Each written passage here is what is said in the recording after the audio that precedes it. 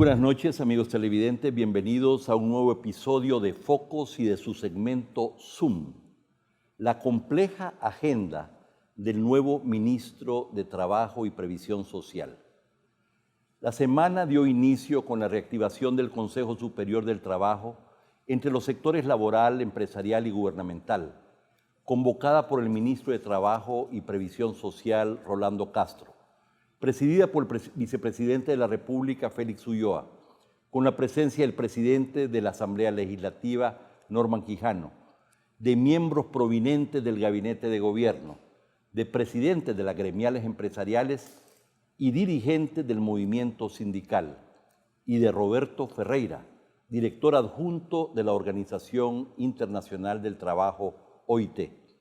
Como lo afirmó este último, el diálogo social contribuye a la cohesión social y es esencial para que una economía sea productiva.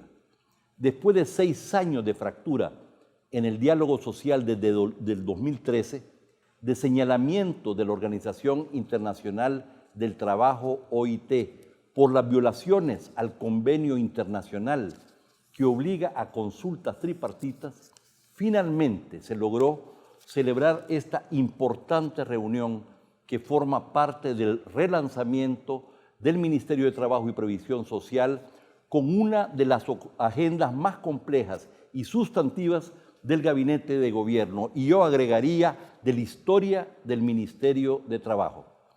Para conversar de dicha agenda y de la transformación del Ministerio de Trabajo y Previsión Social, conversamos esta noche con el ministro Rolando Castro.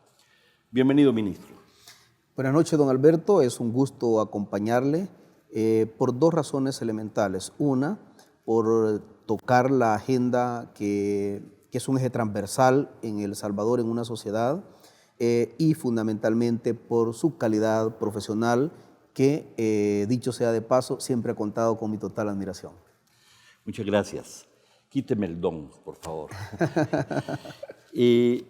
A mí me llama la atención, antes de entrar propiamente en materia, que un muchacho humilde, de origen campesino, de Usulután, salió de allá, estudió, se vino a trabajar como jardinero en la alcaldía de San Salvador y ahora es ministro. Eso no sucede todos los días. Cuéntenos, aunque sea brevemente, cómo sucedió.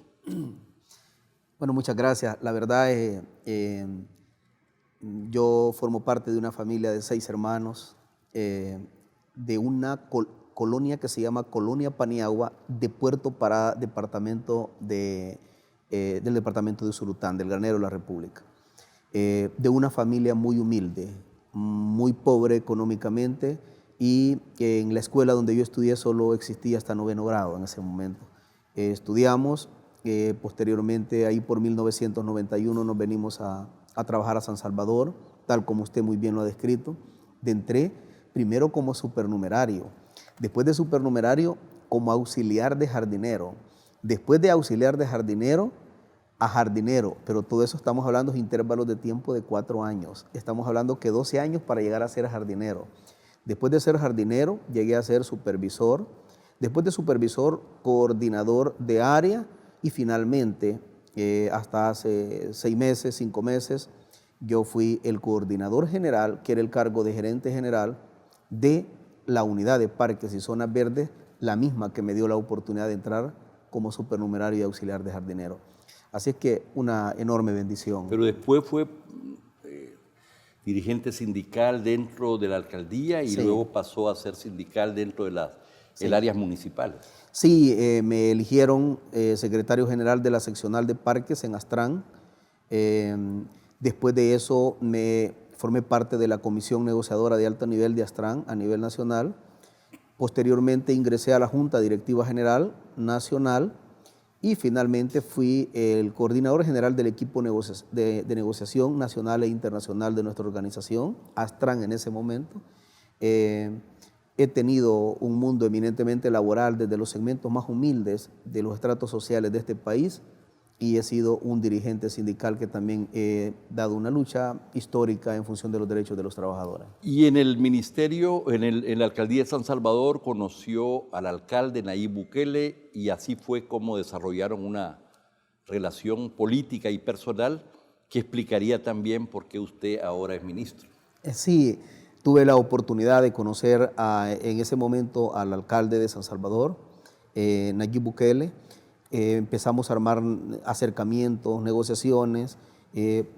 Fue un alcalde que trató muy bien a la clase trabajadora y luego se logró romper ese formalismo de relación entre el alcalde y el dirigente sindical y tuvimos sendas reuniones, incluso en su casa, en diferentes lugares, que iniciábamos a las 7 de la noche y que en teoría era media hora y nos levantábamos a la 1, 2 de la madrugada a estar hablando de las conversaciones con un gran sueño, con un sueño de transformar este país llamado El Salvador.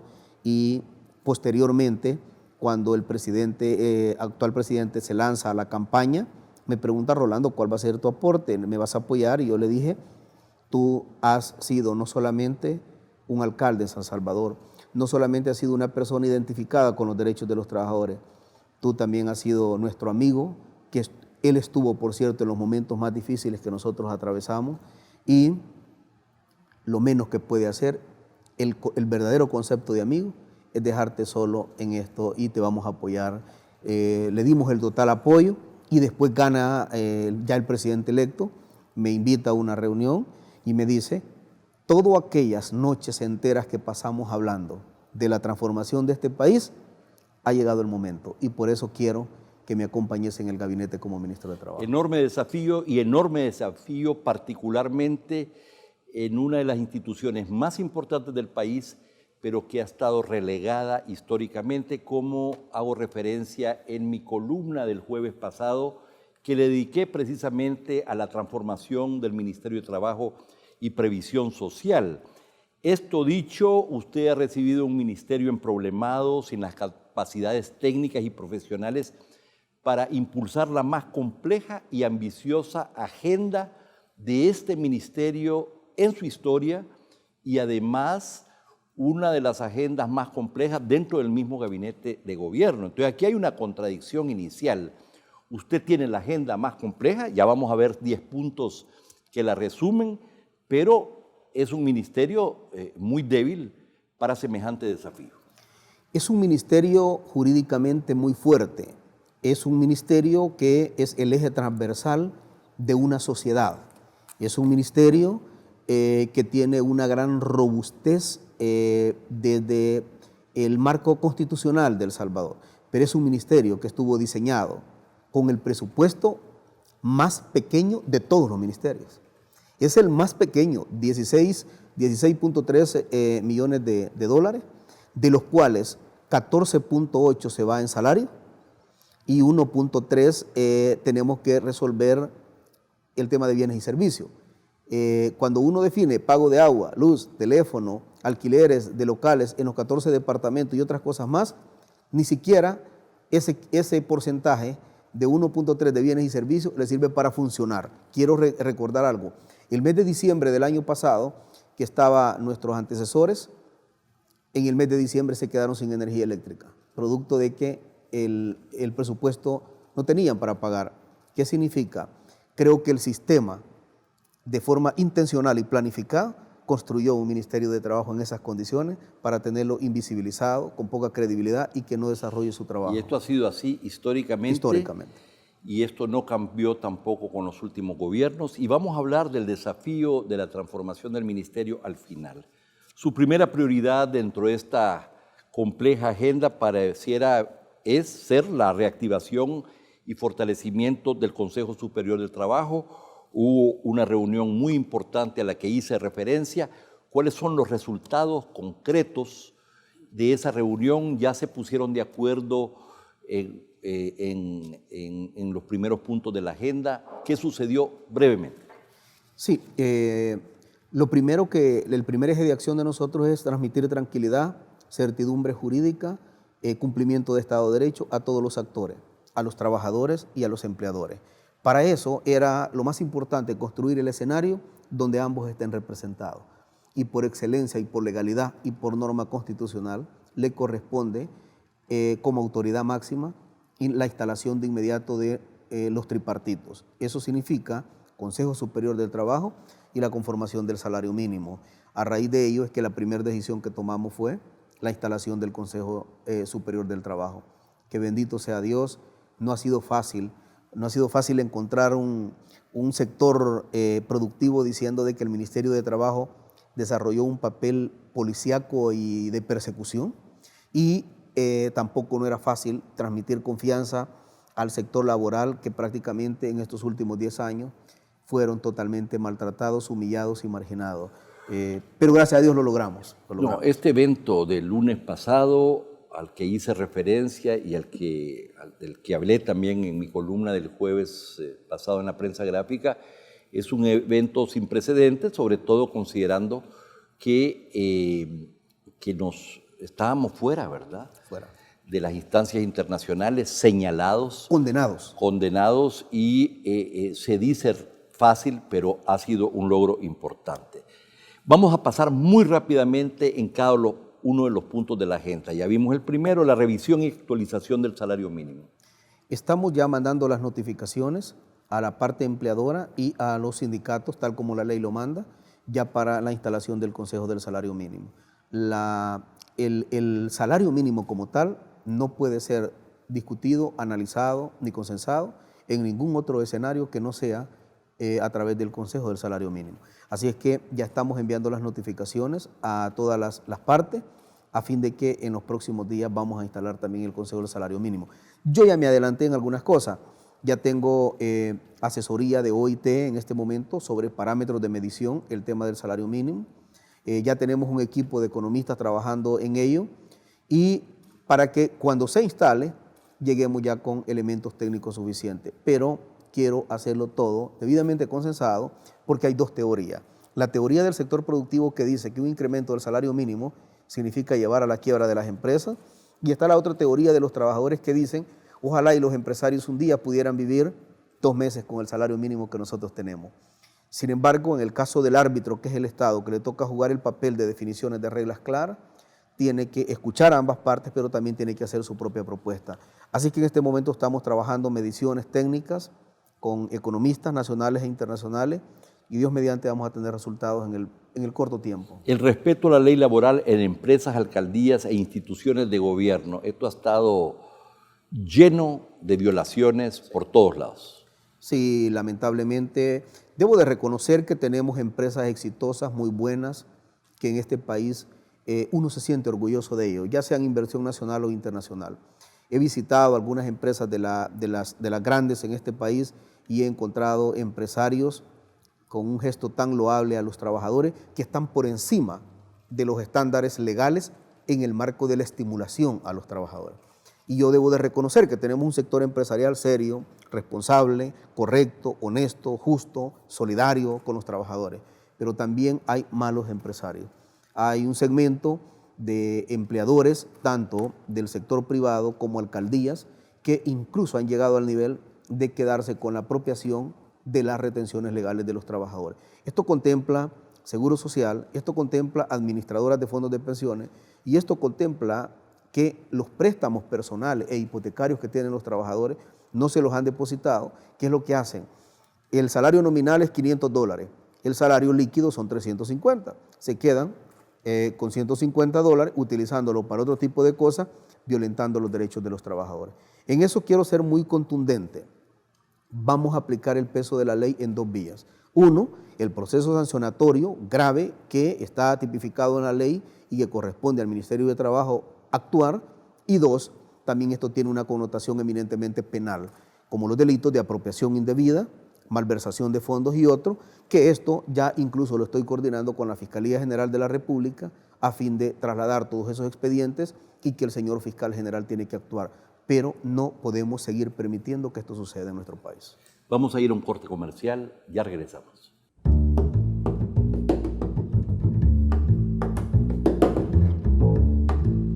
La compleja agenda del nuevo ministro de Trabajo y Previsión Social es el tema que nos ocupa esta noche, conversando con el ministro Rolando Castro. Una agenda compleja para un ministerio que tiene un gran desafío para transformarse y poder precisamente impulsar una de las agendas sustantivas más importantes, no solamente del gabinete de gobierno, pero también de la historia del Ministerio de Trabajo y Previsión Social. Ministro, acabo de oírlo hablando de la importancia de hacer cumplir la ley y que no hayan abusos contra los trabajadores. Pero como reacción a la integración de la representación de los trabajadores en el Consejo Superior del Trabajo, hay un señalamiento de FESPAD de que el sector patronal empresarial recupera el control del Consejo Superior del Trabajo, señalándolo a usted como que estaría favoreciendo a organizaciones sindicales más cercanas a la patronal. La ley es clara y contundente. A mí me dice como ministro qué es lo que debo de hacer, y eso se define por representatividad en el marco de las propuestas que lleven a cabo las federaciones y confederaciones legalmente constituidas. En base a eso es la proporcionalidad y la representatividad, y es en base a ello que se ha tomado la decisión. ¿Quién representa a los trabajadores? No es ANEP quien tiene que decirlo, no es ASI que tiene que decirlo, no es FESPAD que tiene que decirlo, incluso no soy yo quien tengo que decirlo. La representación de los trabajadores la definen los trabajadores. Por representatividad y proporcionalidad, ellos son los que han ganado en el marco de la propuesta hecha. Sin embargo, en mi calidad de ministro y como gobierno, creo que la crítica es totalmente sana. Yo respeto a FESPAD, a cualquier otro tipo de crítica, porque los cimientos de una democracia se construyen precisamente aceptando la crítica. Bueno, históricamente se señalaba en los gobiernos de Arena y en los gobiernos del PCN también, de que en el Ministerio de Trabajo la representación laboral era como muy cercana a los intereses empresariales. De hecho, yo hablo que ha habido históricamente un sesgo a favor del sector empresarial, pero que en los gobiernos del FMLN pareciera que el sesgo fue contra ambos. Me imagino que habrán recursos para las organizaciones sindicales que creen que se les ha tratado injustamente para presentarlos a ustedes, porque es un tema que me parece sensible. No, y aparte de eso, que hubieron por representatividad, que fueron unas más chicas y no llegaron a lo que la ley manda, también yo con ellos voy a construir una mesa de negociación directa. Algo que me llamó la atención desde que lo vi en algunas entrevistas fue que a usted le ha dado la responsabilidad el presidente Bukele de ser, por decirlo así, el punto focal para la reforma del sistema de pensiones y seguridad social. Ya solo con eso tendría para entretenerse. Sí. Cuéntenos, aunque sea muy rápidamente, ¿qué va a hacer? Oh, sí, brevemente. Vamos a conformar, bueno, primero hay una decisión clara ya de CAPRES que quien va a manejar el tema de pensiones es el Ministerio de Trabajo, porque se llama Ministerio de Trabajo y Previsión Social. Y además ahí están como las herramientas para poder ejecutar una buena reforma de pensiones. La reforma que se hizo anteriormente fue manejada desde Hacienda, y desde el momento que era manejada de Hacienda era un tema eminentemente fiscal más que previsional. Hoy va a ser una reforma previsional. Bueno, pues sencillo, vamos a conformar una mesa de pensiones en El Salvador, donde va a estar incluso representada la academia. Yo he sido muy crítico con la academia y le he dicho de que no puede estar de espalda ante los problemas estructurales y coyunturales de este país. Vamos a hacer muy participativo eso. Pero una cosa debemos de garantizar, es que tanto el legado del presidente como el mío propio, mi calidad de titular del Ministerio de Trabajo, hemos calificado que la reforma de pensiones que se llevó a cabo recientemente en el gobierno del FMLN es un insulto a la dignidad humana y no podemos estar quedándonos con los brazos cruzados o de espalda a eso. Ministro, un comentario muy breve para seguir con el próximo punto. Hay gente que tiene grandes expectativas respecto a este tema, pero si seguimos con los 2/3 de la población económicamente activa en el sector informal, en actividades de muy baja productividad, etcétera, no hay forma de tener un sistema de pensiones digno y que sea sostenible. Y ese es un tema que, por supuesto, va a estar en la discusión, pero el gran desafío es cómo transformamos esta economía a otro nivel. De eso hablaremos en su oportunidad. Hay otro tema que me parece que es otro gran paquete que usted ha asumido, pero que me llama mucho la atención. Hasta que transformemos la economía, ojalá, pasará un tiempo. Esto no es de la noche a la mañana.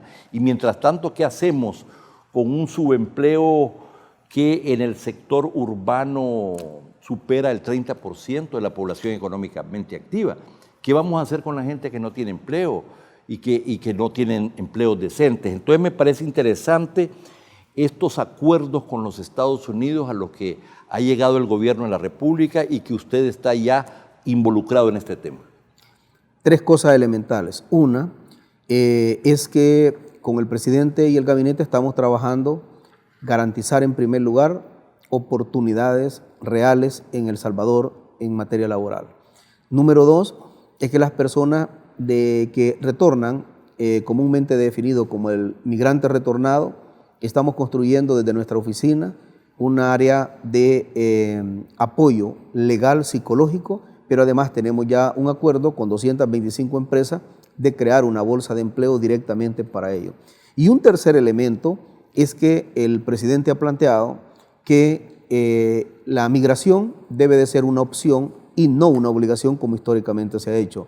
Es por ello que estamos trabajando sobre una definición conceptual de que el tránsito legal y ordenado de nuestra gente. Pero entiendo que serían permisos de trabajo, comenzando con el sector agropecuario en Estados Unidos, de un máximo de 10 meses, después vendría un 2 meses de intervalo para luego, pero que además están hablando con otros sectores que han expresado también interés en este acuerdo. La clase de visa es una visa H2A que tiene que ver con el aspecto agrícola. Hay una realidad concreta. Estados Unidos está deficitario con el tema de la mano de obra en el área eminentemente agrícola. Y dos, los estudios focales que nosotros tenemos del índice de desempleo y de personas desocupadas en El Salvador mayoritariamente está concentrado en la parte rural, que es donde la situación de pobreza es cada día más dramática. Entonces, tenemos el punto de equilibrio entre la necesidad de la mano de obra que tiene Estados Unidos y la necesidad real de nuestras familias que hoy por hoy no tienen oportunidades. Gracias a Dios ya tenemos un acuerdo en firme con la embajada, con el gobierno. Yo viajé recientemente al Departamento de Trabajo de los Estados Unidos y Dios mediante en los próximos días viajará nuestro primer contingente de forma ordenada y evitando aquel drama humano de que nuestros niños, nuestros padres y madres queden asfixiados en el río Bravo.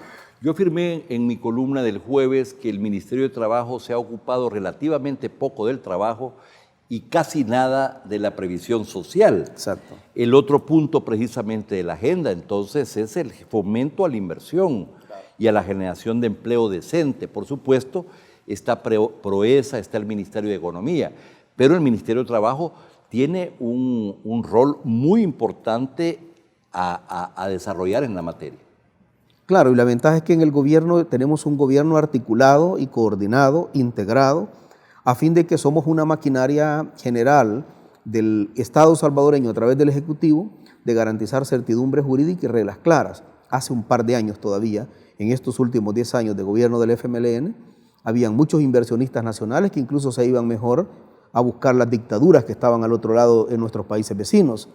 Y porque había, incluso en esas dictaduras, más certidumbre jurídica que la que podía existir en El Salvador. Nosotros estamos de acuerdo que la inversión puede ser regional, pero que antes debemos de edificar nuestra casa. Por eso es que hemos garantizado a los sectores productivos reglas del juego claras, definidas, pero sobre todo dos tipos de certidumbre. Una, el tema de la inseguridad, que con la valentía del presidente y nuestro gabinete de seguridad estamos enfrentando de forma frontal, que nunca nadie lo había querido hacer. Y dos, garantizando certidumbre jurídica al sector productivo. De esa manera logramos estimular y dinamizar el tema de la confianza y por supuesto la economía. Yo solo he puesto una condición, que se terminaron las violaciones a los derechos laborales. Le vamos a garantizar todo al sector productivo, todo lo que necesita, reglas claras, diversificación empresarial, vamos a universalizar los criterios, vamos a desburocratizar el Estado, vamos a hacer lo que ellos crean conveniente a fin de dinamizar la economía y que se amerita hacerlo, pero una cosa a cambio, se terminaron las violaciones de los derechos laborales. Yo no puedo estar en un Ministerio de Trabajo permitiendo que sigan violaciones a los derechos laborales. Vamos a ver, todo esto es muy importante, pero aquí no van a venir empresas de mayor, dijéramos, progreso tecnológico, mayor nivel de complejidad que requiere mano de obra técnica y profesional de mayor preparación si nuestros recursos humanos no se capacitan, si no hay una formación de los institutos técnicos, pero también de las universidades más vinculados al mercado. Aquí hay también otro desafío importante. Dos cosas concretas que nos están poniendo en desventaja ante el mundo entero. Uno es que tenemos una legislación laboral de 1972. No está acorde ante los retos y desafíos del momento. Y número dos, no ha habido profesionalización de nuestra mano de obra. Nosotros, por primera vez en la historia, vamos a crear la unidad del mercado laboral en El Salvador, en el Ministerio de Trabajo. Y número dos, vamos a crear la unidad de inteligencia del mercado laboral que nos permite armar una proyección estratégica de 15, 20 años de cuál es la ruta que debe llevar el país y de esa manera profesionalizar nuestra mano de obra. En Europa, Estados Unidos, hay sindicatos fuertes que negocian duro, fuerte, con los dueños de las empresas o con el management y llegan a acuerdos. Claro. Entonces, esto ha sido parte de ese modelo de desarrollo importante. Aquí en muchos sectores empresariales el mejor sindicato es el que no existe. Entonces hay un sesgo muy antisindical, pero lo que hemos visto es que la visión en general del mundo de los trabajadores y sindicatos se quedó muy atrasado. No ha habido de parte, me parece, del Ministerio un esfuerzo para la formación de los trabajadores de los sectores sindicales y me parece que este es otro gran desafío que tiene el país. El movimiento sindical está enfermo, está fragmentado, está herido, está desprestigiado y esto es multifactorial y no nos alcanzaría el tiempo para definirlo, pero una de las cosas que más daño le ha ocasionado es la dependencia total de la partidocracia en El Salvador.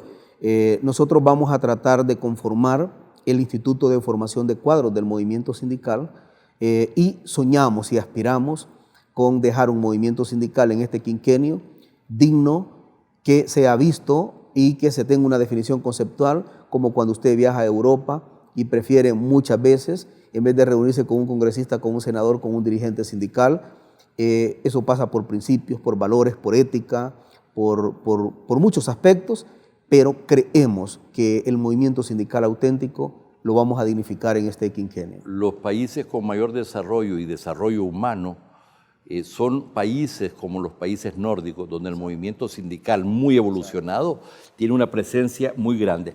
Finalmente, ministro, esta es una agenda importante, ambiciosa. Qué bueno esto que usted subrayó al principio, de que el ministerio es fuerte desde el punto de vista jurídico, pero desde el punto de vista orgánico, funcional, de capacidades humanas, para enfrentar semejante agenda, está muy débil. ¿Qué va a hacer usted para transformar el ministerio mientras está metido además en el impulso de esta agenda? Obviamente tenemos que modernizar el ministerio, tenemos que devolver o más bien construir credibilidad porque encontramos un ministerio con muy poca credibilidad, pero fundamentalmente está en el proceso de modernización. Sabe que nuestros inspectores cuando van a hacer las actas, escriben en su acta, de repente levantan el acta de inspección, llegan de regreso y cuando de repente se dan cuenta de que la hojita donde la andaban se les perdió y deben de recordarse qué es lo que escribió. Nosotros estamos armando una plataforma digital donde va a estar con su tablet levantando el acta en el momento y eso va a ser visto por su supervisor, por el coordinador, hasta el ministro. En una red articulada de una plataforma digital, vamos a estar articulados donde incluso no queda discrecionalidad de un inspector manipular la información existente, porque en tiempo real vamos a estar absolutamente todo. Y si hay una modificación de algo, el mismo sistema dirá dónde se hizo eso. Vamos a modernizar el ministerio. Como Focos nos interesa mucho lo que va a ser el desempeño de este ministerio y de esta agenda tan compleja. Esperamos que cada cierto tiempo tenerlo en este programa para poder actualizarnos sobre los desafíos, sobre las realizaciones importantes de esta institución pública que ha estado históricamente relegada, pero que a muchos nos llama la atención este nuevo punto de partida. Pues ese intervalo de tiempo dependerá en primer lugar de Dios y en segundo lugar, cuando usted tome a bien invitarlo, con el mayor de los gustos vamos a estar acá. Muchas gracias. Gracias. Y amigos televidentes, no nos cambie. Hay muchísimo más contenido en Focos.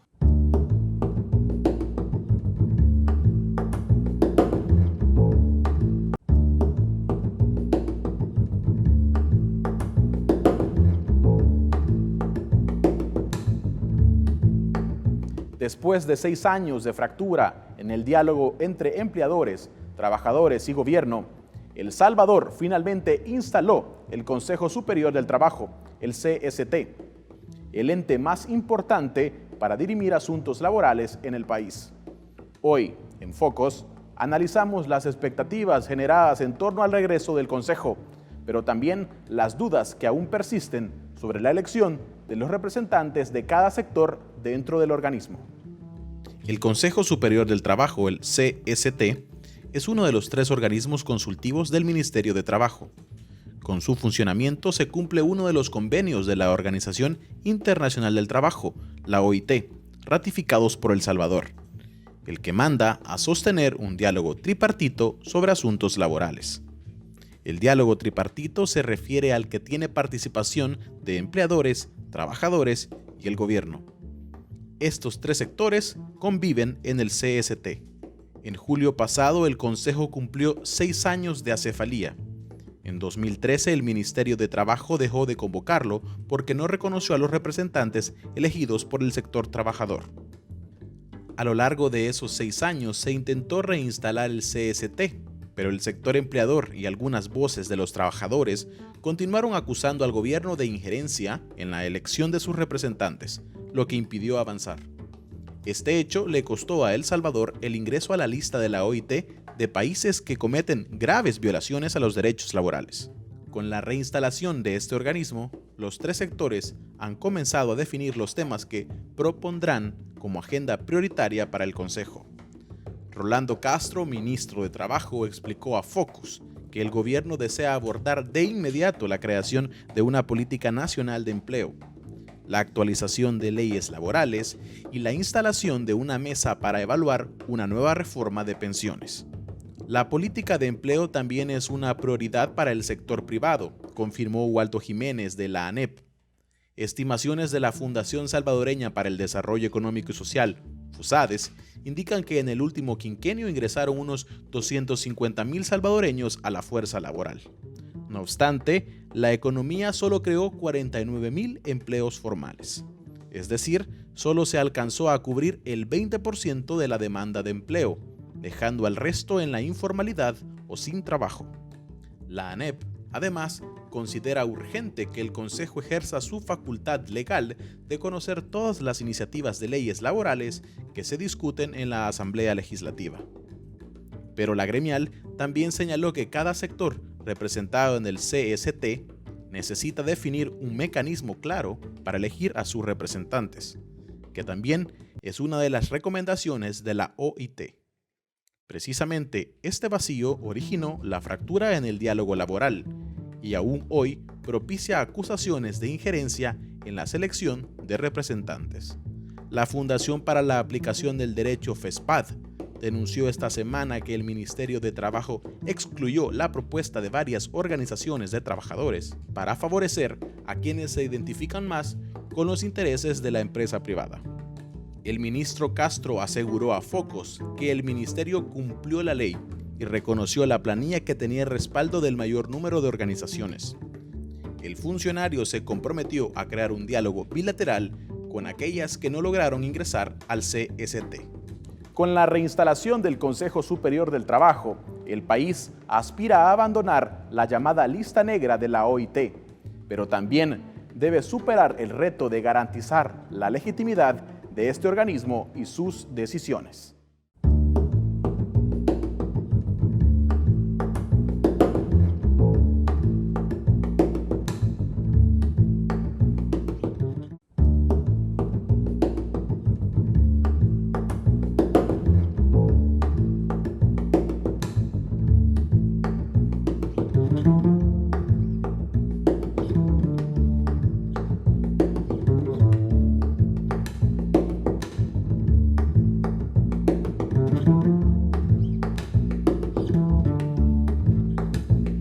Bienvenidos a la mesa de entrevista de Matices. Saúl, buenas noches. Hola Karen, buenas noches. Algunos elementos de contexto para la conversación que vamos a desarrollar en esta ocasión. Tenemos que mencionar que recientemente el gobierno de El Salvador anunció que junto al Banco Interamericano de Desarrollo, BID, ya se han definido las áreas estratégicas en las que la institución financiera apoyará la gestión de este gobierno durante los próximos 5 años. En principio, hemos conocido que se van a priorizar educación, primera infancia, turismo y seguridad. Por eso, Karen, en este escenario es importante conocer los desafíos y las oportunidades que se proyectan en la relación del BID con nuestro país, particularmente con ese nuevo gobierno, en aspectos relacionados a la planificación estratégica, la solidez de las finanzas públicas y la estrategia de desarrollo y crecimiento, y por lo tanto saber el rol que jugará el BID en ese sentido. Según el BID, actualmente el portafolio de préstamos activos suma un total de $580 millones. El presidente también anunció esta semana que se han gestionado nuevos créditos por unos $420 millones. Hoy, por supuesto, vamos a conversar sobre la relación del BID y el gobierno de El Salvador. Y por eso damos la bienvenida a nuestra mesa de entrevista a Carmiña Moreno, representante del BID en nuestro país. Bienvenida. Bueno, muchísimas gracias. Para mí es un gusto estar aquí en este programa, Karen y Saúl, realmente muy atentos a este diálogo. Muy bien, bienvenida. Bueno, también le damos la bienvenida a Juan José Barrios, él es economista país, también miembro del equipo del BID en El Salvador. Bienvenido. Muchas gracias por la invitación. Carmiña, queremos iniciar esta entrevista porque el presidente Bukele ha destacado que esta misión del BID, la que recientemente estuvo de visita y sostuvieron reuniones de trabajo, ha sido la más grande en la historia, mencionó él en una declaración. 60 especialistas del BID es lo que se tiene registrado, visitaron nuestro país para reunirse con representantes del Ejecutivo. ¿Representa realmente esta una histórica visita? ¿Es así? ¿Es la visita más grande que ha tenido el BID en El Salvador? Realmente estamos muy contentos. Nosotros cuando empezamos el trabajo con un nuevo gobierno nos enfocamos a trabajar y a definir cuál es el marco de la relación de trabajo para los 5 años y es lo que nosotros llamamos el documento de la estrategia acordado entre el país y el Banco Interamericano de Desarrollo. Y se inicia con unos estudios previos, pero que después, digamos, los ponemos en el diálogo en una reunión donde están representantes del banco y representantes del Banco Interamericano de Desarrollo. Y esto es un trabajo que condujimos aquí en la representación, así que yo hice las invitaciones y estoy muy contenta que realmente tuvimos la oportunidad de recibir una delegación muy importante, no solamente por el número, sino por la calidad de las personas que nos acompañaron, gerentes, jefes de división, especialistas de todas las áreas, y verdaderamente tuvimos la oportunidad de tener así, del nivel directivo del banco, y muy contentos de haber tenido este espacio. En cuanto a la composición y el momento, ¿ha representado esto una diferencia respecto a misiones anteriores, Carmiña? Sí, totalmente, definitivamente. Realmente superó mis propias expectativas como representante del banco acá, porque jefes de división, de muchas divisiones, más o menos unas 9 divisiones, tuvimos 3 gerentes generales del banco de sectores muy importantes que están representados de alguna manera en los intereses que tiene este gobierno, como es el sector social, infraestructura, también todo lo que es la gerencia de países, y esto realmente nos permitió tener, como les digo, un diálogo bastante concreto. ¿Y por qué es histórica? Es decir, solo para cerrar este tema, ¿cómo cambia la relación del BID entonces con respecto a gobiernos anteriores? Mira, lo que se trata es de tener verdaderamente mucho enfoque en lo que queremos hacer y sobre todo de mucho contenido muy pertinente en lo que el gobierno quiere, para qué nos quiere y dónde nosotros en realidad podemos ser útiles al país. Son muchos los temas y por eso tuvimos ese diálogo, un abanico de muchas posibilidades, y yo quiero agradecer también al gobierno de El Salvador porque tuvimos el gabinete en pleno en este diálogo, no solamente a los ministros, a viceministros, sino también a un equipo técnico, porque el diálogo es entre dos. Y verdaderamente pudimos hacer eso porque tuvimos contrapartes muy efectivas también. Vamos a tener el momento para poder desarrollar más sobre esas reuniones y cómo fue la formulación también del trabajo conjunto, pero me gustaría, Juan José, que nos comente de alguna manera cómo podríamos resumir los resultados de esta visita funcionarios del BID y del trabajo que se hizo con el gobierno de El Salvador. ¿Cómo podríamos delimitar esos principales puntos de acuerdos o resultados de esta visita?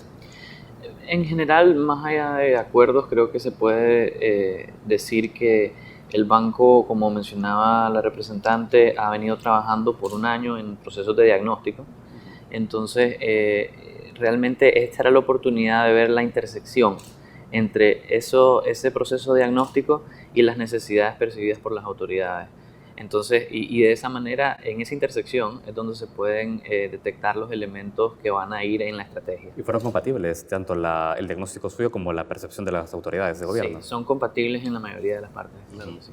Nos llama la atención, Juan José, que el gobierno de Nayib Bukele estrenó su gestión justamente eliminando la Secretaría Técnica y de Planificación de la Presidencia, una entidad que justamente se había creado en gestiones anteriores para liderar la visión estratégica y de desarrollo del país.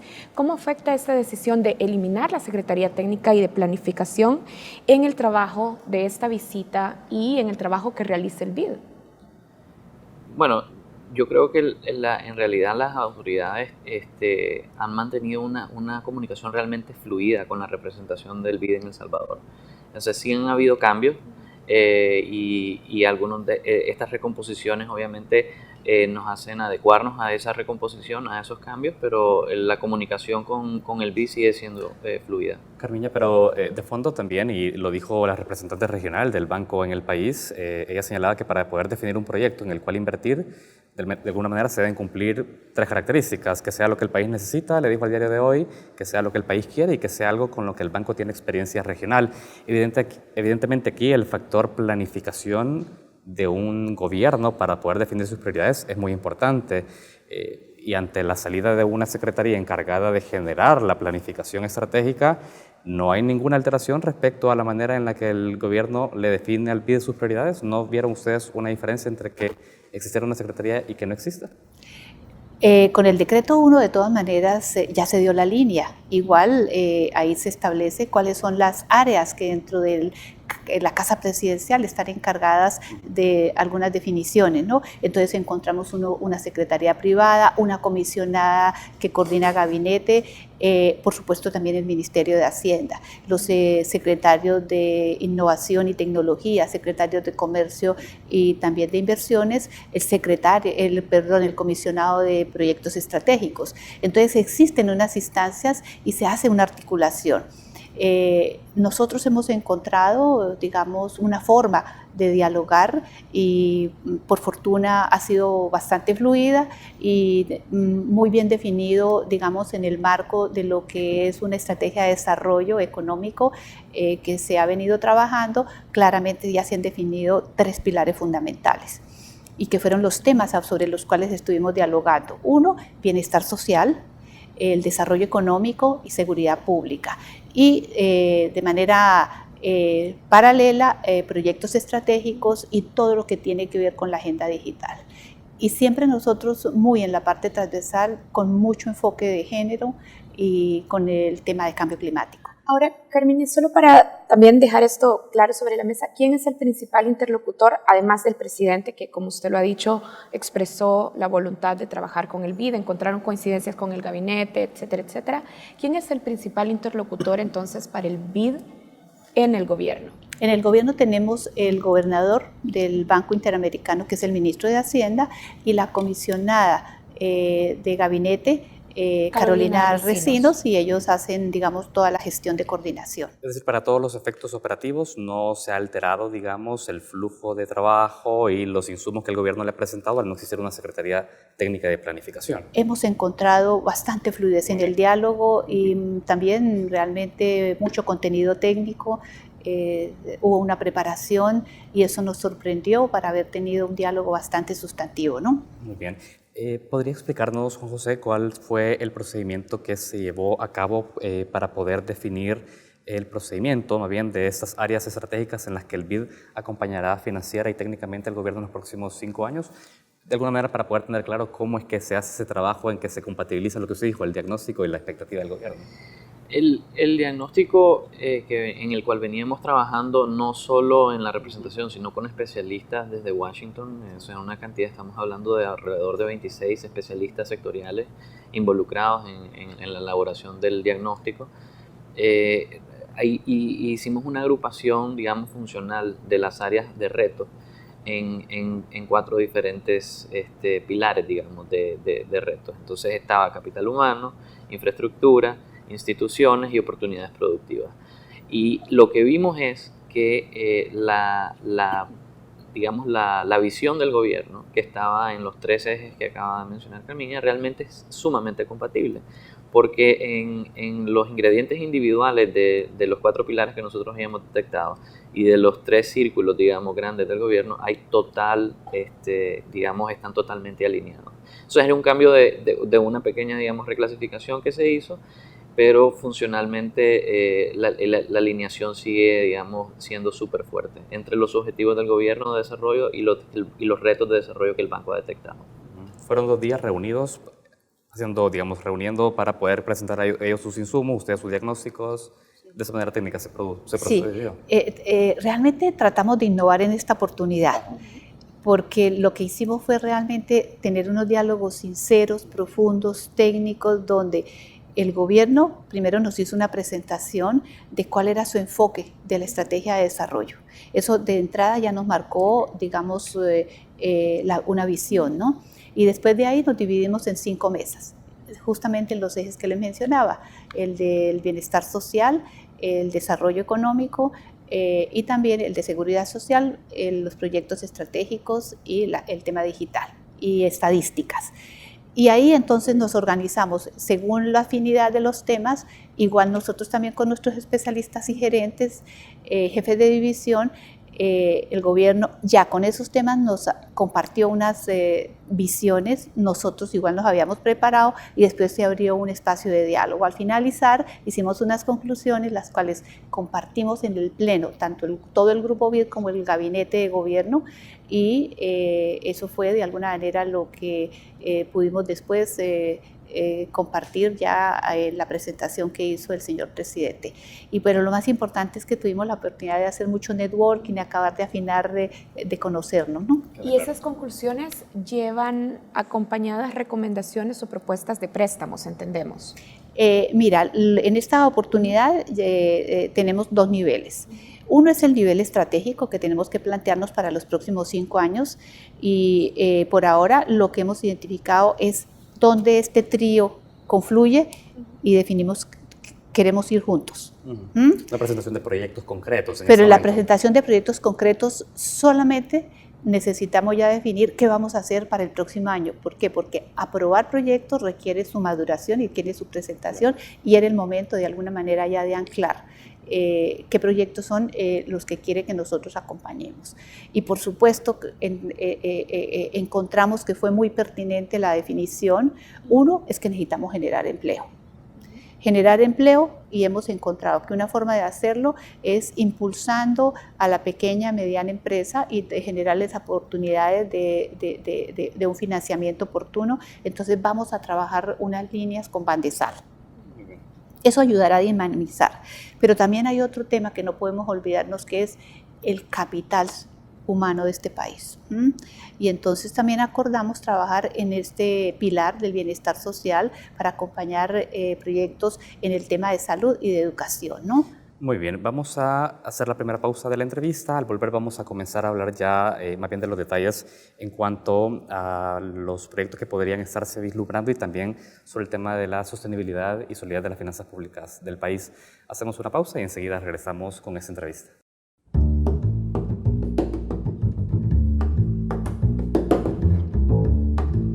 Esta noche en la mesa de entrevista de Matices conversamos con Carmiña Moreno, representante del BID en El Salvador, y además con Juan José Barrios, economista país. Carmiña, el presidente Bukele dijo que con el BID se han gestionado nuevos préstamos por $420 millones. El ministro de Hacienda está por presentar el presupuesto 2020, el del próximo año. De hecho, tiene que hacerlo en la última semana de septiembre, y en esa presentación deben incluirse los préstamos previstos para el financiamiento del próximo año. ¿Tienen el compromiso del ministro de incluir préstamos con el BID en el anteproyecto? Bueno, ante todo quisiera hacer una precisión.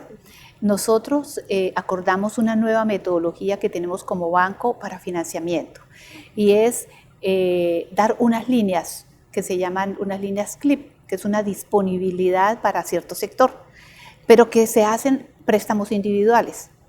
Entonces, cuando ya va a 40%, se dispara la segunda fase, con lo cual no vamos a tener grandes endeudamientos, sino que vamos a tener como tramos dentro de esa... parciales, de alguna manera. Sí, como tramos parciales de proyecto. Ya. Entonces, estos montos de 300 para un proyecto y 250 para otro van a estar en proyectos definidos para una primera fase, por decir. Porque el monto total generaría unas comisiones de compromiso y nosotros estamos apoyando a que se haga un manejo inteligente de la deuda. Y esta oportunidad creo que nos ofrece la forma de servirle mejor al país. Y esas líneas CLIP que estaba enlistando son también las que estaba mencionando en el bloque anterior de la entrevista. Exacto, que son el tema de apoyo a pymes y el tema para bienestar social de crecer, sí. Ahora, lo que me interesaría que pongamos sobre la mesa es, de acuerdo, en la presentación de presupuesto de anteproyecto 2020, ¿qué montos sí estarán incluidos que representen compromisos de préstamos con el BID?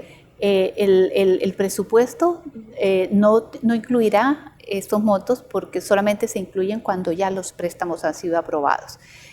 Lo que nosotros ahorita tenemos muy comprometido es la celeridad para que se aprueben muy temprano en el año y después de que ya se hagan las 12 vueltas en la Asamblea, que es la primera y la ratificación, entonces ahí ya se van incorporando en el presupuesto. En dado caso, el gobierno tendrá que consignar en el diseño del presupuesto 2020 que hace falta un porcentaje de endeudamiento para poder cubrir algunos proyectos operativos de desarrollo, dentro de los cuales me imagino irá la gestión de créditos con el BID. Irá la gestión de crédito con el BID, sí. Hay una situación también que nos interesa analizar y es la capacidad de pago del Estado salvadoreño, porque sigue estando muy comprometida, Juan José. En el presupuesto actual, el endeudamiento representa un porcentaje muy importante de nuestros gastos. De hecho, también hay una cláusula de responsabilidad fiscal que el BID también acompaña a la hora de autorizar desembolsos de sus préstamos. ¿Hay algunas medidas fiscales que el gobierno ha señalado a ustedes en compromisos para que puedan tener o vislumbrar de que efectivamente se cumplirá el techo de endeudamiento del 60% del presupuesto, del Producto Interno? Yo creo que, bueno, primero que nada la precisión, el 60% es no es para este año, eso se espera para creo, 2030. Pero sí el nivel actual de endeudamiento anda por encima del 70%.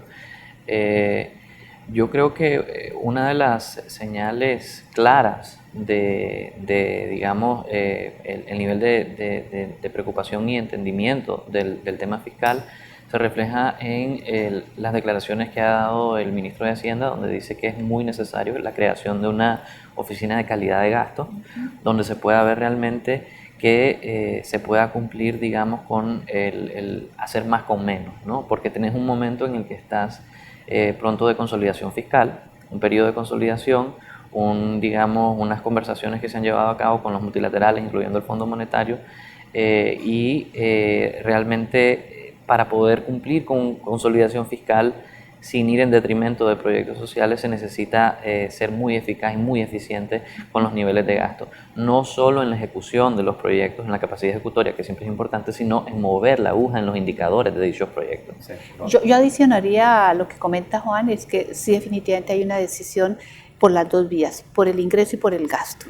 En términos de ingreso, definitivamente hacer una mayor gestión y más eficiencia en la gestión tributaria. El control de la evasión y la elusión, pero también el proyecto bandera que tenemos el honor de acompañar, que es la implementación de la factura electrónica. Eso será, digamos, una herramienta y un mecanismo sobre el cual se espera que tengamos un mayor incremento de los ingresos, pero por supuesto también hay otros como la eficiencia de la compra pública, el otro es la eficiencia de gasto corriente, que también hay que, digamos, trabajar, ¿no? ¿Hay anuncios de plazos del gobierno hacia el BID de cuándo comenzaría a implementar ese tipo de medidas? Por ejemplo, una oficina sobre la calidad del gasto. Hay, digamos, porque entiendo que esto a ustedes les genera certidumbre de que el gobierno actuará en la dirección correcta, pero ¿hay compromiso de fecha, de plazos ante ustedes? Yo diría que hay dos temas interesantes. Uno, el compromiso de la presupuestación por programas con enfoque de resultados, que yo creo que eso va a permitir que la oficina que se plantea hacer para la eficiencia y el monitoreo y la control del gasto pueda trabajar también, ¿sí? En este momento estamos nosotros ayudando a diseñar esta unidad en coordinación con el ministerio. Y en lo de la factura electrónica, bueno, estamos con el tema de la firma electrónica, que ya, digamos, se ha como destrabado este proceso, y ya nosotros hemos dado inicio al contrato con el cual se dará ya la puesta en marcha de la implementación, más todo el fortalecimiento de la dirección, temas de sistemas, equipos, etcétera. O sea que ese proyecto ya está en marcha y ese es un proyecto bandera, yo diría, que para el año 2020. Y hablando del presupuesto 2020, estuvimos revisando el contrato del préstamo de fortalecimiento fiscal para el crecimiento inclusivo y veíamos que una de las condiciones especiales del desembolso era que justamente se presente un presupuesto 2020 por resultados. Es decir, ustedes cuentan con que el ministro de Hacienda va a presentar en la última semana de septiembre un presupuesto por resultados. La política financiera que da el marco para la preparación del presupuesto establece que se trabajarán unos pilotos para el presupuesto 2020 y ya a pleno para todo el gobierno estará para la presupuestación del 2021. Pero ya, digamos, las unidades programáticas están definidas, se está trabajando, ya también es un tema de asegurarnos que no vayamos a tener problemas con el aplicativo que es el software, ¿no? Vamos a hacer un cambio, entonces decidimos no correr riesgos y a trabajar con unos pilotos. Por el momento, entonces, no tendríamos previsto tener de manera efectiva una implementación completa, un presupuesto en base a resultados, sino que tendríamos que esperar la implementación de pilotos hasta que se implemente finalmente. ¿Y ese periodo cuánto podría llevar? ¿Hay alguna estimación de experiencias en cuánto demora para que un gobierno finalmente implemente de manera completa un presupuesto con base a resultados? Será para el siguiente ciclo, o sea, para el presupuesto que se empieza a preparar a mediados del año entrante, que se presenta esto y sería el presupuesto 2021. Pero ahí ya estaríamos controlando todos los riesgos, ¿no? Bien, ¿qué otros elementos, Juan José, innovadores ven en la visión de Nayib Bukele, en la visión estratégica de su gobierno para aumentar el crecimiento económico y promover también la solidez de las finanzas públicas? Ya poníamos algunas medidas sobre la mesa: control de calidad del gasto, presupuesto por resultados, compromisos para reducir la deuda como porcentaje del déficit. ¿Qué otros elementos innovadores han identificado? Yo creo que una de las principales características, y creo que ha sido señalada por inversionistas, por analistas, y es que, y por el presidente mismo, y es que hay un sentimiento de entusiasmo, ¿verdad? Hay una percepción, y la percepción en economía es sumamente importante, porque los agentes económicos al final toman muchas decisiones basadas en percepciones. La percepción de los esfuerzos realmente integrales en combatir la inseguridad ciudadana, la percepción de un esfuerzo realmente dirigido y focalizado en mejorar los rankings para poder hacer negocios e invertir en el país, la facilidad con la que se puede hacer negocios y disminuir la cantidad de papeleo o de red tape o de tramitomanía. Realmente esas cosas creo que son elementos sumamente positivos que pueden sonar un poco superficiales si los mencionamos así, pero no lo son, porque como mencionaba, todos los actores económicos basan muchas de sus decisiones en este tipo de percepciones, y con esto no me refiero solo a los locales, sino también inversionistas internacionales, analistas internacionales de la banca de inversiones, y realmente sí creo que la percepción está jugando un rol con cierto rezago. Entonces los resultados no son exactamente en el mismo momento en que la percepción mejora, y hay un rezago, pero ese rezago es bueno entenderlo y estar claro de ello, ¿no? Yo adicionaría solamente que estamos viendo una nueva dinámica de relacionamiento, y es verdaderamente una coordinación al interior del equipo de gobierno. que están trabajando mucho como alineados a los mismos objetivos. Entonces, a veces hay proyectos, por lo menos en ejecución, que otro de los temas que tiene el país es que presupuesta y ejecuta el 60%. Entonces sí estamos muy enfocados en hacer mucho más coordinación para que la ejecución y que los recursos que tienen disponibles se ejecuten con la verdadera celeridad que se requiere, ¿no? Carmina, tenemos que cerrar esta entrevista y queremos hacerlo de la siguiente manera, porque a inicios de la semana pasada se presentó ya una licitación pública internacional para establecer el primer asocio público-privado en la terminal de carga del Aeropuerto Internacional. Nos preguntamos qué rol va a cumplir el Banco Interamericano de Desarrollo en ser este apalancamiento, en ser este impulsor, en ser este socio, para que El Salvador pueda dinamizar de una manera mucho más ágil los proyectos de asocio público-privado. ¿Hay ya algunos lineamientos sobre esto? Bueno, nosotros tenemos el Infrascope y tenemos un análisis y lo que encontramos es que existe el ambiente, el marco legal, la institucionalidad para que se muevan las asociaciones público-privadas. A buena hora que este sea el proyecto que se está lanzando, nosotros a través de BIDINVEST estamos comprometidos a apoyar para el financiador, para el ejecutor o se gane la licitación con cartas de compromiso para poder apoyarlos. Esperamos que sea exitoso y que sea realmente el primer asocio público-privado. Vienen otros. De hecho, nosotros estamos apoyando también la estructuración de algunas vías, pero claro, ese tema necesitamos pagos firmes. ¿Cuál es la fuente de pago? Y en esto creo que tenemos que seguir avanzando. En el tema vial hay que buscar cuál es el mecanismo y bueno, estos tenían especificidades muy importantes que tenían un atributo, que era cuál es la fuente de pago. En el tema vial tenemos que ver si vamos a hacer peajes, si hay que hacer peajes necesitaremos rutas alternas, pero es un mecanismo interesante, encontramos que hay la voluntad, nosotros estamos súper comprometidos, pero igual pues hay que hacer todos los estudios de factibilidad, la debida diligencia, las bancas de inversión para asegurarnos que sean unos productos o unos proyectos que verdaderamente solucionen y no le generen pasivos importantes al país. Muy bien, Carmina Moreno, representante del BID en El Salvador, y Juan José Barrios, economista país del BID, también en El Salvador. Queremos agradecerle su tiempo en Focus. Muchísimas gracias. Bueno, gracias a las dos, gracias a los que nos han acompañado en esta entrevista. Nosotros hacemos una pausa, pero al regresar hay más contenidos en Focus.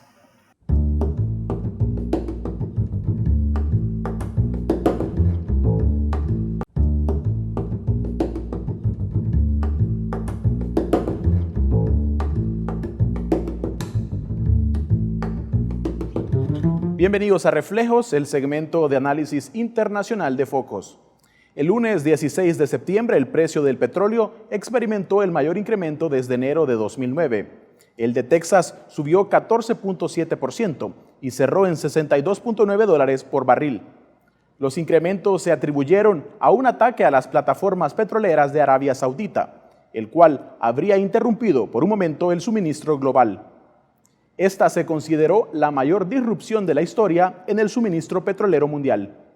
Sobre esto nos preguntamos, ¿cuál es el impacto de este incremento en los países importadores netos de petróleo, como El Salvador? Para abordar el tema, enlazamos hasta la Ciudad de México con Daniel Pacheco, economista y colaborador en el 6º informe del panel intergubernamental sobre cambio climático. Bienvenido a Focus, Daniel. ¿Qué tal, Andrés? Gracias por la invitación. Bien, para comenzar, ¿cómo se explica el reciente incremento en el precio del petróleo? Bueno, aquí estamos hablando de un evento internacional donde algunas personas realizaron un ataque. Fueron 2 ataques. El primero fue en un pozo petrolero, en el segundo pozo más grande de Arabia Saudita. Y el otro ataque fue en un centro de refinación de transporte que conecta básicamente el norte con el sur. Entonces, al perpetrarse este acto, se tomó la decisión de detener la producción en 5.7 millones de barriles diarios. Entonces, este es el evento que actualmente ha acentuado un poco el incremento de los precios internacionales del petróleo. Pero además también estamos hablando de una región inestable, en donde el componente de la inestabilidad o el factor de riesgo incide directamente en los precios del petróleo. Entonces, esta parte de un ataque en una región petrolera tan importante como es Arabia Saudita marca la tendencia de los precios internacionales. Entonces, habría que tener en cuenta la magnitud de tomar la decisión de reducir la producción en 5.7 millones de barriles diarios. Entonces, eso ha traído una consecuencia de incrementar los precios del petróleo de alrededor de un 15%. Estamos hablando de que los precios del petróleo aumentaron de $54.9 el barril a $63, que son unos $8 que representan un 15% adicional. Ahora bien, ¿qué implicaciones tiene este aumento en los países importadores netos de petróleo, como es el caso de El Salvador y muchos otros países de América Latina? Bueno, habría que ser un poco cuidadoso con las expectativas, porque si este grupo armado que realizaron los ataques tuvo una poca capacidad para generar daños, y son daños que se pueden restablecer en un corto periodo de tiempo, estaremos hablando de que las dimensiones del ataque no serían tan grandes y que la producción podría nuevamente recuperarse en unos cuantos días, en una semana, tal vez 15 días. Y entonces en este escenario lo que podríamos ver es que tendría un efecto inflacionario tal vez de muy poco y en corto plazo, pero si estamos hablando de que el ataque fue mayor y que hay un equipo con mayor logística, con mayor capacidad de destrucción, entonces estaríamos pensando que esta situación de recortar la producción se puede prolongar más tiempo y puede generarse un incremento en el precio más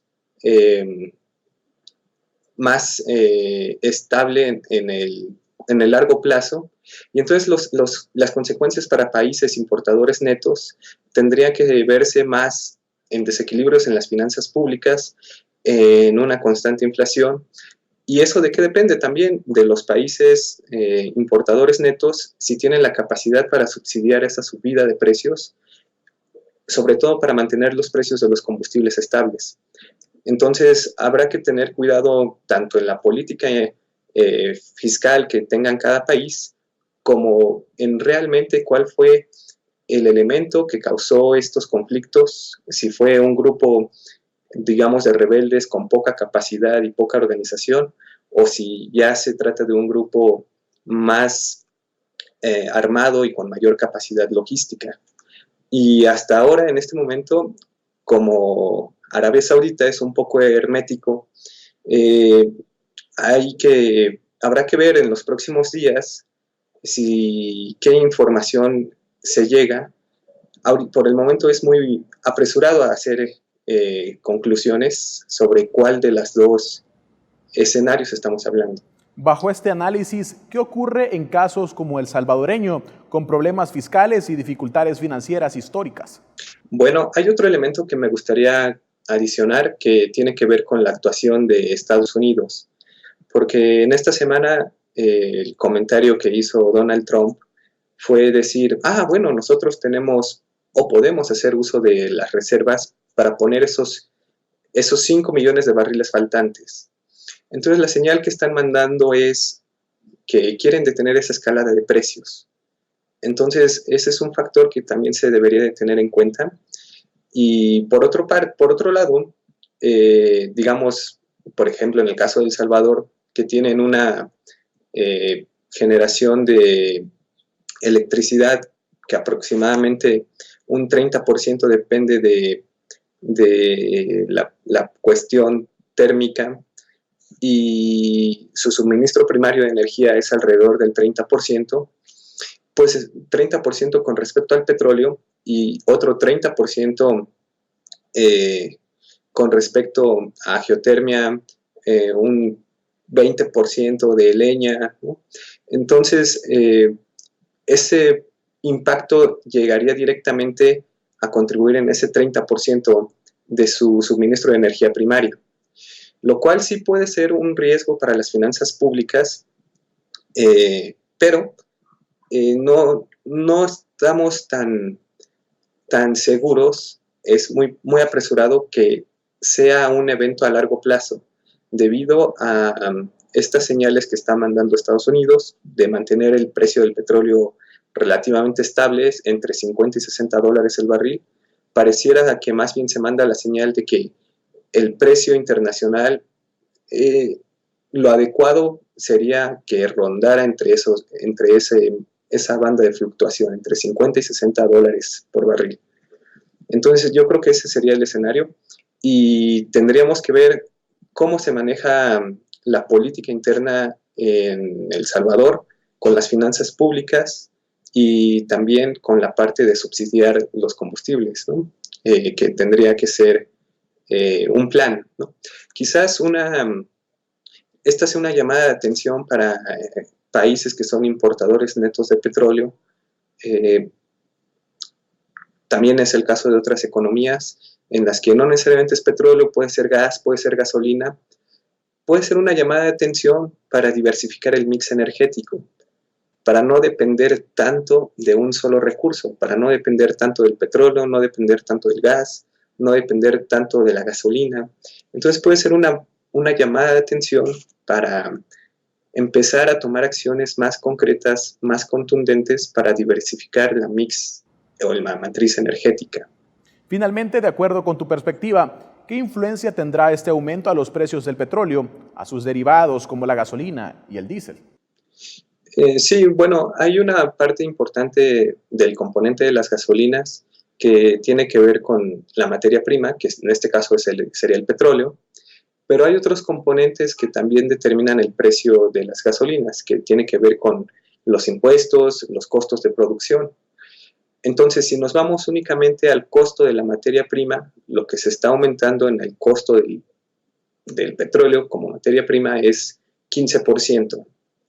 Entonces, hay economías importadoras netas de gasolinas que tienen subsidios hacia las gasolinas o que tienen impuestos hacia las gasolinas. Entonces, este incremento de los precios de petróleo va a afectar de manera diferenciada a cada país dependiendo del componente de qué tanto componentes de impuestos y de subsidios tiene el precio final de la gasolina.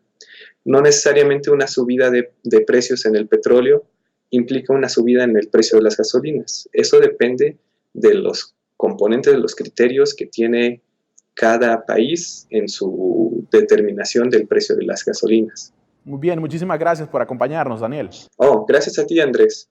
Es un gusto estar con ustedes. Con esto concluimos nuestro segmento Reflejos. Para ver este y otros análisis internacionales, ve a focostv.com. Ya volvemos.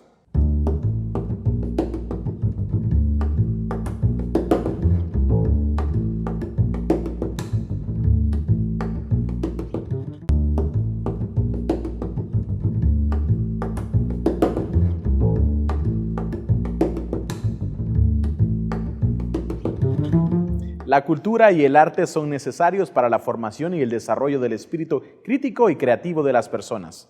Por eso es importante que estén en contacto con ellos desde temprana edad. Esta noche conoceremos en Retratos el proyecto Escuelas del Centro Cultural de España en El Salvador, que fomenta el arte y la lectura en los centros educativos. Con esto concluimos el episodio de Focos de esta noche. Hasta la próxima.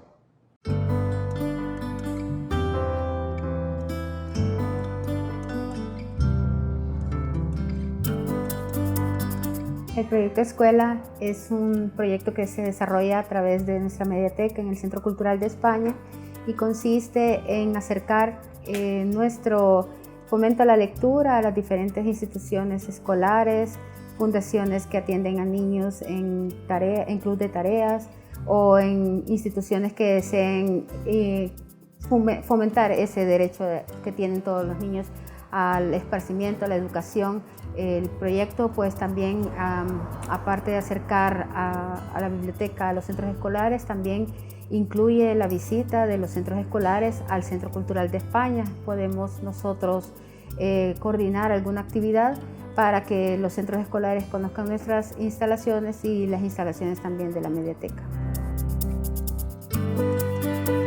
Este día nos encontramos en Fundasil.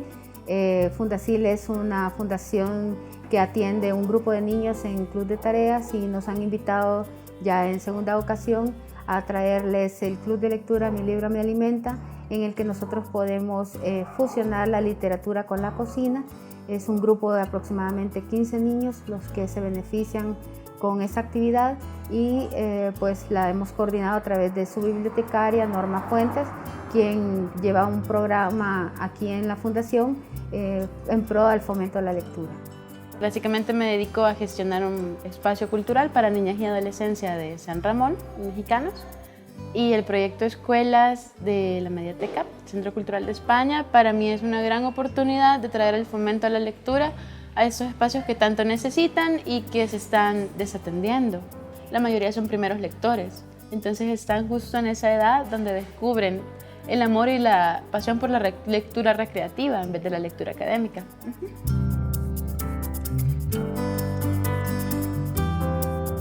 Es importante para mí el fusionar la literatura y la cocina y las manualidades, porque es una manera de acercar la literatura de una manera amena, de una manera en que los chicos pueden descubrir que los libros no solamente les traen una historia, sino que también eso les ayuda con la creatividad a realizar manualidades, a realizar recetas de cocina. Como hay libros que mencionan recetas de cocina, ¿por qué no realizarlas? Más que importante también es necesario, porque ellos tienen derecho a la recreación per se, y la literatura es parte de la recreación de ellos. Estando expuestos a este contexto en el que estamos ahora, donde ya no es tan fácil salir a jugar al pasaje, a la calle, que no forma parte de la rutina, y que no todo el mundo puede y tiene acceso a clases extracurriculares, a través de la literatura aprendemos, viajamos, imaginamos, creamos y crecemos.